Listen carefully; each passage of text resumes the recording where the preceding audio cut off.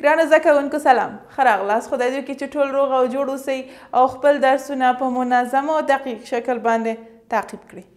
زده کوونکو آیا ستاسو په یاد دی چې موږ خپل په تېر لوست کې څه شی ولوستل؟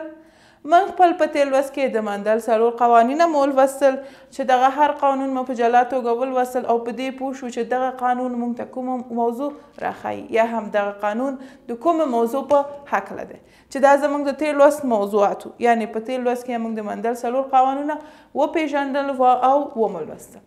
نو که چیرې تاسو په تېر لوست کې کومه ستونزه لرئ کولی شئ چې کومنټ کې له موږ سره شریک کړئ. اوس راځئ چې خپل نوی لوست پیل کړو. زموږ نننی لوست هم د تېرو لوستو په ارتباط باندې د وراثت او د جنټیک په هکله دی چې زموږ د ننني لوست عنوان دی متقابل صفتونه یا علیل. په ننني لوست کې به موږ علیل وپېژنو او همدارنګه بله موضوع چې زده کوو هغه جینوټایپ او فینوټایپ او همدارنګه درېیمه موضوع مو د پونټ مربع ده چې دغه موضوعاتو په هکله موږ د 10م ټولګي د بیولوژي مضمون کې مو لوستي. نو تاسو یو ځل د بیولوژي مضمون ویډیوګانو ته مراجعه وکړئ تر څو دغه موضوعات په سم او دقیقه توګه یې زده کړئ. نو راځئ چې خپل لوست پیل کړو. په اصل کې علیل څه شی دی؟ علیل دوه متقابل صفتونه دي. یعنې دوه متقابل صفتونو ته څه شی ویل کیږي؟ علیل ویل کیږي. مثلا د مشنګ پوخ غونجوالی صافوالی یو جوړه علیل دی یا هم د مشنګ د بوټي رنګ چې شین یا زیړ دی یو جوړه علیل دی او همدارنګه په هیڅ بوټي کې هم دغه دواړه صفتونه یو ځای نه لیدل کیږي. یعنې په هیڅ بوټي کې دا موجود نه دي چې پکې هم ګونځې دانې موجود وي یا هم صافې دانې پکې موجود وي او یا هم دغه د مشنګ بوټی هم شین رنګ ولري او هم ژیړ رنګ ولري. یعنې په هر نبات کې فقط دا یو صفت موجود دی. دغه دواړه صفتونه هم زمان په یو نبات کې موجود نه وي. مثلا تاسو د نخودو د دانو دو صفتونه په نظر کې ونیسئ، ژیړ رنګ او شین رنګ او همدارنګه ژیړ رنګ د شین رنګ څه دی؟ یو صفت دی. یعنې یو علیل دی او دا یې د 12 صفتونو له ډلې څخه شمیرل کیږي. خو بله موضوع چې تاسو په دغه برخه کې ویلې ده هغه دا ده چې د 2 صفتونو یعنې شنې او صافې دانې ژیړې او ګونځې دانې څه شی دي؟ یو د بل علیل نه دي. سمه ده یا هم صحیح ده چې دغه دواړه د یو نبات صفت بلل کیږي. یعنې هم دغه ګونځې دانې او صافې دانې یا هم ژیړ رنګ او شین رنګ دغه ټول د نبات صفت بلل کیږي خو دغه دواړه د یو بل علیل نه دي. ژیړ رنګ کولی شي چې د شین رنګ علیل واوسي یا هم صافې دانې کولی شي چې د ګونځو دانې علیل واوسي خو شین رنګ د ګونځو دانو علیل کیدلی نشي د دې لپاره چې شین رنګ جدا صفت دی او د دانو شکل جدا صفت دی. پوه شوئ زده کوونکو؟ یعنې رنګ د نبات جدا صفت دی او د دانو شکل او جوړښت جدا صفت دی. یو رنګ کولی شي د بل رنګ علیل واوسي او یا هم د دانې یو شکل کولی شي چې د دانې د بل شکل علیل واوسي خو یو صفت نشي کولی د بل صفت علیل واوسي. پوه شوئ زده کوونکو چې علیل څه شی دی؟ ښه راځئ نه چې خپل بلې موضوع ته لاړ شو. زموږ بله موضوع جینوټایپ او فینوټایپ ده چې دا موږ په تېرو لوستونو کې یا هم د 10م ټولګي په بیولوژي کې مو لوستې ده. جینوټایپ څه شی دی؟ د ارثي عواملو مجموعې ته څه شی ویل کیږي؟ جینوټایپ ویل کیږي. او کوم وګړو کې چې یو شان جینوټایپ موجود وي هغه څه شی کوي؟ هغه یې مشابه اولاد راوړلی شي.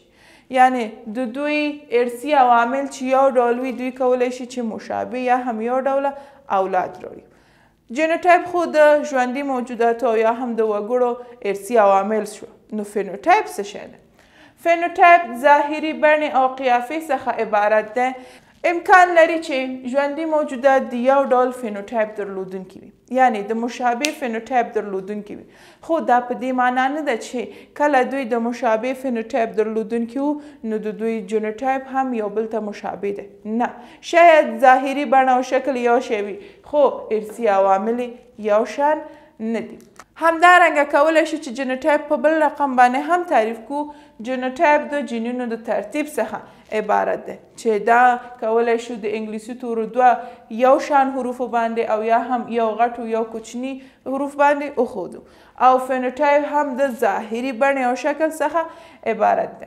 هغه وګړي چې غالب صفتونه نه لري یعنی د فینوټایپ له نظره یو شان دي جینوټایپ له مخې امکان لري دوی خالص وسي او یا هم ناخالص وي. لکه څنګه مې چې مخکې مې وویل چې امکان لري څو ژوندي موجودات د یو شان فینوټایپ درلودونکي وي یعنی د دوی شکل او بڼه یو شان وي خو دا ممکن موجود دی چې جینوټایپ یو شان نه وي. همدغه موضوع د همغه موضوع سره مرتبط ده یعنی امکان لري چې فینوټایپ یو شان وي خو ممکن ده چې دا خالص وي یعنی د خالص جینوټایپ درلودونکي وي او یا هم د ناخالص جینوټایپ درلودونکي وي. اوس راځو خپل د لوست درېیمه موضوع ته چې زموږ د لوست درېیمه موضوع د پونټ مربع یا جینیټیکي ضرب جدول ده چې د ضرب د عملیې څخه د جینیټیک په برخه کې هم کار اخیستل شوی ده. په کال 1905 کې بیولوژي پوه پونټ د تزویج د نتایجو لپاره یوه لنډه طریقه رامنځته کړله چې همدغه یوه مربع وه. په همدغه مربع کې د والدینو همغه جینوټایپونه او فینوټایپونه ځای پر ځای کوله او د هغې څخه یې څه لاسته راوړله؟ د هغې څخه یې د تزویج د نتایجو لپاره ګټه اخیستله. یعنی کوم صفتونه به چې پونټ خپل په همدغه مربع کې ځای پر ځای کوله د هغې څخه یې د راتلونکي نسل صفتونه رامنځته کول او یا هم ترلاسه کوله. یعنی دغه دواړه والدینو او یا هم د دوه والدو صفتونه سره تزویج کوله او په نتیجه کې د احتمالي نتیجه ترلاسه کولی شوه چې راتلونکی نسل به د کوم خصوصیاتو او صفاتو درلودونکی وي. همدارنګه زده کوونکو پونټ خپل په مربع کې یو علیل د پلار په اړه یعنی یو علیل د پلار او یو علیل هم د مور څخه اخیستله او دغه به د خپل په مربع کې ځای پر ځای کوله. په منځني توري به چې لاسته راوړل دغه منځني توري د اولاد احتمالي جینوټایپ چې د همدغه مربع څخه او یا هم د پونټ د مربع څخه زیاتره د کرنې او زراعت په برخه کې کار اخیستل کیږي. د دې لپاره چې بزګران د خپل مالونو همدغه جینوټایپ او فینوټایپ معلومولو لپاره او یا هم هغه مشخص نسل چې غواړي دوی ترلاسه کړي د ارثي مواردو په برخه کې د چیز څخه ګټه اخلي د پونټ له مربع څخه دوی ګټه اخلي. پوه شوئ زده کوونکو چې جینوټایپ او فینوټایپ او همدارنګه د پونټ مربع څه شی ده؟ نو راځئ چې اوس خپل لوست په خلاصه توګه وایو چې په مجموع کې زموږ د ننني لوست مهم ټکي کوم دي. په لومړي کې موږ علیل وپېژندل چې علیل دوه متقابل صفتونو څخه عبارت ده چې صفتونو کې مثلا د پوخ غونځوالی او صافوالی کولی شي یو جوړه علیل وسیږي خو دوه صفتونه یو نشي کولی یو د بل علیل اوسي.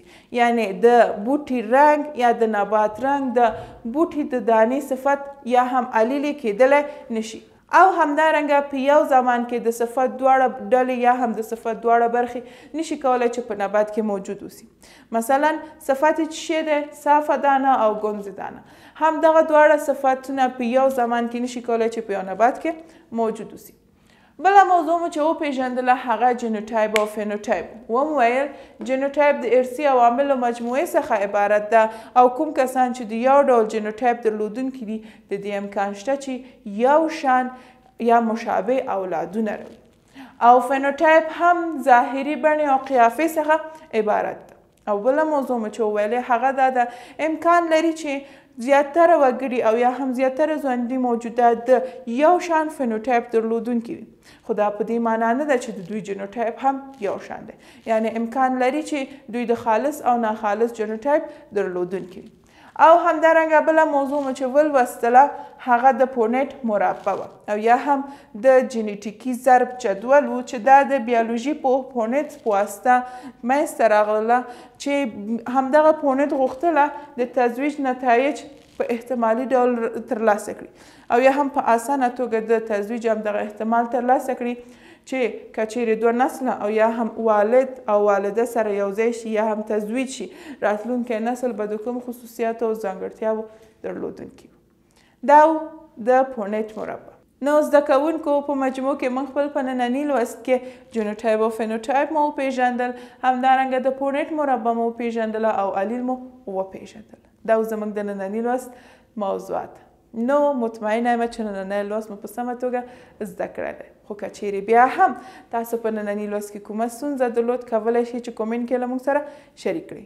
البته کورنۍ دنده مو هیره نشي زده کوونکو.